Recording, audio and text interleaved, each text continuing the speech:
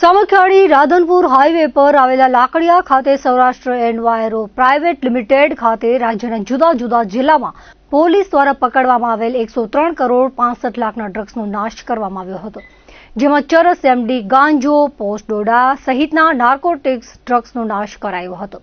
આ સમયે ADGP, IGP, border range IG અને પૂર્વ કચ્છ પોલીસ વડા, સુરેન્દ્રનગર જિલ્લા પોલીસ વડા, રાજકોટ ડીસીપી, પશ્ચિમ કચ્છ જિલ્લા પોલીસ વડા, ગાંધીધામ નાયબ પોલીસ અધિક્ષક, પૂર્વ Kutch SOG, PI, LCB PI, Lakadia PI સહિતના અધિકારીઓ ઉપસ્થિત રહ્યા હતા।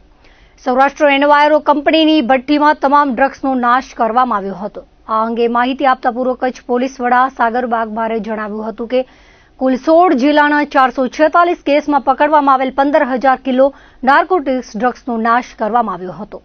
આજે લાકડિયા ખાતે ગુજરાત રાજ્યના 16 જિલ્લાઓમાંથી ડ્રગ્સનો જે મુદ્દામાલ પકડવામાં આવ્યો છે, આશરે 15,000 કિલોગ્રામ જેટલું વજન છે, 103 કરોડ અને 65 લાખનો મુદ્દામાલ છે। એવા ડ્રગ્સનો અત્યારે નાશ કરવામાં આવ્યો છે અને ગુજરાત રાજ્યમાંથી વરિષ્ઠ આઈપીએસ અધિકારીઓ અત્યારે હાજર છે અને બધાની ઉપસ્થિતિમાં આજે આ કાર્યક્રમનું આયોજન કરેલ છે અને એમાં 103 કરોડ જેટલો મુદ્દામાલ આપણે નાશ કરેલ છે।